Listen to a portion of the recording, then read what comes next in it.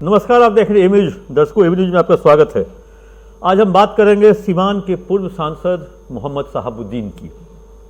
अचानक आप सोच रहे होंगे जो सीवान के पूर्व सांसद मोहम्मद शहाबुद्दीन की चर्चा क्यों करने बैठे हैं। आज 1 मई 2026 है। आज ही के दिन 2021 में शहाबुद्दीन की तिहाड़ जेल में कोरोना से मौत हुई थी। आखिर शहाबुद्दीन के पीछे बहुत कहानियां हैं। शहाबुद्दीन जेल में रह के चुनाव जीते थे, 2 बार विधायक रहे, 5 बार एमपी रहे। पहला केस उन पे 1986 में हुआ और पहली सज़ा 2005 या 7 में हुई। लगभग 20 वर्ष लग गए शहाबुद्दीन को बिहार पुलिस को सज़ा दिलवाने में। सज़ा दिलवाने के लिए स्पेशल मुहिम चली। नीतीश कुमार की पहली बार सरकार बनी थी 2005 में। तब उस समय कहें जो इस तरह से स्पेशल पीपी बहाल हुए थे और एडीजी हेडक्वार्टर के रूप में थे अभयानंद। उन्होंने एक स्पेशल अभियान चला करके कोर्ट में ही कहें जो गवाही हुई, कोर्ट में ही जज बैठे, कोर्ट में ही सुनवाई हुई। और उस समय मुझे याद है शायद सिवान के एसपी अभी एडीजी हेडक्वार्टर हैं सुनील कुमार, वो हुआ करते थे, क्योंकि उन दिनों मैं भी सिवान पटना से सिवान जाया करता था कवरेज में। और काफ़ी लंबी कहानी है क्योंकि कई बार उनको बेल भी हुआ। पहली बार बेल उनको हुआ 7 सितंबर पहले में बेल हुआ 2016 में। 10 तारीख को वो बाहर आए भागलपुर जेल से। 30 तारीख को सुप्रीम कोर्ट ने उनका बेल रद्द कर दिया और 18 फरवरी को वो शिफ्ट हो गए तिहाड़ और 1 मई 2021 को उनका डेथ हो गया कोरोना के कारण। ये तो हुआ जेल गए। आखिर जेल कैसे गए, उनकी गिरफ्तारी कैसे हुई, असली कहानी तो ये है। क्योंकि शहाबुद्दीन की गिरफ्तारी के लिए एक कहें जो बहुत ताना बाना बुना गया। बिहार के डीजीपी रह चुके राजविंदर सिंह भट्टी, आरएस भट्टी उस समय बिहार थे। उस समय सरकार ने उन्हें बुलाया था और उन्हें सिवान का डीआईजी कम एसपी के रूप में प्रभार दिया था और जिम्मा दिया था सिवान में शहाबुद्दीन की गिरफ्तारी। क्योंकि अप्रैल में उनके घर के प्रतापपुर पर एफआईआर हुआ था, उन पर गोलीबारी हुई थी, 47 मिला था। पाकिस्तानी कारतूस, अमेरिकन डॉलर, दिनार कई तरह के थे। उस एफआईआर में वो फरार थे, उनकी गिरफ्तारी थी और वो सांसद थे और सांसद बन के दिल्ली में रह रहे थे। अब आरएस भट्टी के लिए सबसे बड़ी जिम्मेदारी थी शहाबुद्दीन की गिरफ्तारी। और शहाबुद्दीन की गिरफ्तारी आप सिवान से तो किसी को भेज नहीं सकते हैं, क्योंकि सिवान में शहाबुद्दीन का साम्राज्य है।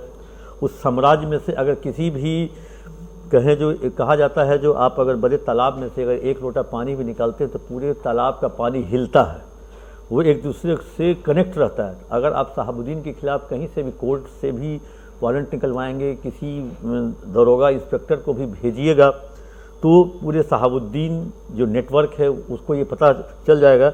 तब आरएस भट्टी ने एक प्लान किया जो क्यों ना हम सिवान के बाहर के लोगों को इस टीम में रखा जाए। उसमें एक सब इंस्पेक्टर थे उदय, वो भट्टी जी के कहें जो काफ़ी नज़दीक थे। उन्होंने पूरी टीम बनाने की जिम्मेवारी उदय को दी और साथ में ये भी हिदायत दे दी जो इसमें सिवान, छपरा सिवान, गोपालगंज का कोई भी पुलिस टीम में आदमी नहीं होना चाहिए। क्योंकि एक जो कहें जो कॉकस है छपरा सिवान गोपालगंज, उसमें शहाबुद्दीन का साम्राज्य चलता था और उनको साहब के नाम से लोग पुकारते भी थे। फिल्म भी बनी है एक रंगबाज करके, कहें जो वेब सीरीज पर रंगबाज करके फिल्म भी बनी है। तो उसके बाद हुआ उस उदय ने 3 लोगों को जोड़ा। एक जो अभी एक थे उस समय के मुजफ्फरपुर में एक इंस्पेक्टर था धीरेन्द्र पांडे, दूसरा मुजफ्फरपुर में तैनात था अशोक पांडे और चकिया में शायद मोतिहारी में एक तैनात थे मुकुल पांडे। 3 पांडे को चुन के चौथे इसने इन लोगों ने दिल्ली की ओर कूच किया और कहा गया जो आप दिल्ली जाइए और शहाबुद्दीन पर नज़र रखिए। शहाबुद्दीन का आना जाना, उठना सोना, खाना, किससे मिलना, कौन आता है कौन जाता है, और इतनी बारीकी से, इतने गुप्त रूप से इन लोगों को दिल्ली भेजा गया। इवन ये कहें जो बिहार निवास नहीं, होटल में नहीं, और सीबीआई से लौटे थे आरएस भट्टी, सीबीआई 5 साल थे, तो उनके नेटवर्क सीबीआई में थे। और सीबीआई में अगर आप कोई जाता है या सीबीआई में कोई काम करता है तो शायद ही किसी को पता चलता है जो लेफ्ट क्या कर रहा है तो राइट क्या कर रहा है। तो इन लोगों ने सीबीआई के गेस्ट हाउस में इन चारों को ठहरवाया। ये अनटोल्ड स्टोरी है, ये किसी ने मुझसे शेयर किया। सीबीआई और 2 शिफ्टों में 2-2 लोगों ने शहाबुद्दीन के आवास पे कहें जो मॉनिटरिंग स्टार्ट कर दी। दो बंदे सुबह, 2 बंदे शाम, और भेष बदल कर, कभी नेता के भेष में, कभी भिखारी के भेष में, कभी खोमचा वाला, कभी भूंजा वाला, कभी मतलब कहीं से भी वो किसी तरीके से दरोगा ना लगे, स्मार्ट ना लगे, गया गुजरा सा लगे और दिहाड़ी मजदूर टाइप लगे। इन चारों ने स्टार्ट किया, चारों स्टार्ट किए। चारों जब हो गया रेकी, एक एक चीज़ लोग जान गए, तब हुआ जो भाई अब घर में कैसे घुसा जाए, क्योंकि अब चीज़ की मॉनिटरिंग आर एस भट्टी सिवान से कर रहे थे। और सिवान में अगर आप एक वारंट भी निकलवा लेते कोर्ट से तो उनको पता चल जाता जो वारंट निकल गया है, तब वो अपने सही जगह पे निकल जाता शहाबुद्दीन। तो इन्होंने वारंट नहीं निकलवाया था, लेकिन वारंट के लिए इन्होंने एक तरह से कहे जो एक प्रोसेस करवा दिया था, जो अगर ज़रूरत पड़े तो 1 घंटे के अंदर वारंट निकल के मिल जाए पुलिस के हाथ में। तब ढूंढा गया जो भाई सिवान के इस एमपी के घर में पुलिस को कैसे भेजा जाए। सिवान में एक थाना है आंध्र थाना। आंध्र थाना में एक महिला एसएचओ थी गौरी कुमारी, और उस थाने में एक बिजली केस का ऑलरेडी एक वारंट था शहाबुद्दीन के खिलाफ, जो तामिला नहीं हुआ था। कभी कभी बहुत पुरानी चीज़ें भी काम आ जाती है, ये हुआ तामिला नहीं हुआ था, वो थाने के सरिस्ता में कहें या थाने के कहीं डाक फाइल में था। गौरी को स्पेशली बुलाया गया, गौरी को कहा गया जो आप थाना जाइए और गुप्त रूप से उस फाइल को निकाल के वारंट लेके एसपी कार्यालय पहुंचिए। एसपी कार्यालय से उसको एस्कॉर्ट करके बजाते गौरी को एयरपोर्ट लाया जाता है। फ्लाइट से गौरी को दिल्ली भेजा जाता है, और दिल्ली पहुंचकर जहां पे वो पार्लियामेंट थाना है उसके सहयोग से उसको हेल्प से गौरी जाती है सांसद के आवास पर। सांसद को कहता है, सांसद कहा जाता है जो ये बिजली केस का है, बेल थाने से ही मिल जाएगा, चलिए मैं आपको थाने से ही बेल दे देती हूँ, लेकिन उसके लिए थाना चलना पड़ेगा। शहाबुद्दीन को भी लगा जो चलो बिजली केस है, जब थाने से बेल मिल जाएगा तो चलते हैं थाना। वो सांसद आवास से थाने तक पहुँचे, और थाने में 1 आध घंटा उस पूरे प्रक्रिया में जानबूझ के लगाया गया। इस 1 आध घंटे में सिवान के एसपी आर एस भट्टी ने कम से कम 12 से 14 वारंट जो पेंडिंग था किसी केस में, उन्होंने तुरंत कोर्ट से निकलवाया, क्योंकि आर एस भट्टी के लोग लगे हुए थे कोर्ट में। जैसे ही वो पार्लियामेंट थाना शहाबुद्दीन पहुँचे, यहाँ कोर्ट से वारंट निकला, और आधे घंटे के अंदर उस थाने के फैक्स पर सारा वारंट पहुँच गया।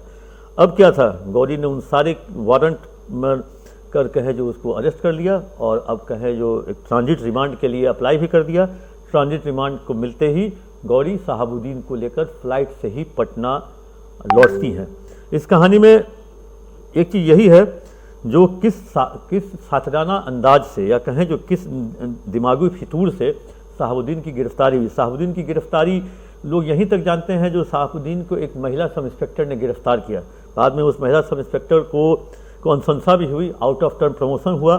अभी वो शायद सिवान में ही डीएसपी के रूप में कहीं मैरवा में तैनात है, और आउट ऑफ टर्न प्रमोशन हुआ। लेकिन इस पूरे अंदर की कहानी जो किस तरह रेकी हुआ, किस तरह बिजली का केस का वारंट निकाला गया, फिर पार्लियामेंट थाने में पहुंचने के बाद सारे वारंट निकलवाए गए।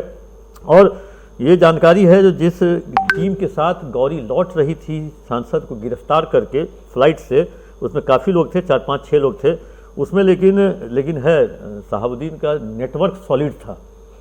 नेटवर्क इसलिए सॉलिड था जो उस 4 लोग जो बंदे कहें जो रेकी कर रहे थे, उसके बारे में जानकारी शहाबुद्दीन को, पूर्व सांसद शहाबुद्दीन को थी।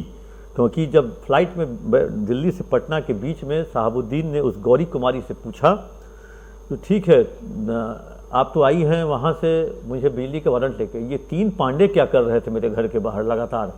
इसका मतलब शहाबुद्दीन का नेटवर्क इतना सॉलिड था जो 3 पांडे उनके घर के बाहर सुबह शाम घूम रहे हैं, ये बात पूर्व सांसद को पहले से पता थी। लेकिन ये पूरा जो प्रोसेस है, ये पूरा घटनाक्रम ऐसे होने वाला है, फ्यूचर प्लानिंग शहाबुद्दीन को पता नहीं थी। अगर प्लानिंग पता रहती तो शायद पार्लियामेंट थाना नहीं पहुंच पाते। दरअसल शहाबुद्दीन की कहानी आज इसलिए मैंने की क्योंकि शहाबुद्दीन आज ही के दिन कोरोना से उनका इंतकाल हुआ था, उनका देहांत हुआ था। और आज ये कहानी, शहाबुद्दीन की कहानी बहुत दिनों से मेरे डायरी में पड़ी हुई थी, इसलिए मैंने सोचा जो आज का दिन सही रहेगा इस कहानी को दर्शकों तक पहुंचाने के लिए। सो मैंने आप तक ये कहानी पहुंचा दी। कैसी लगी कहानी आप अपना कमेंट बॉक्स में जाकर जरूर दें।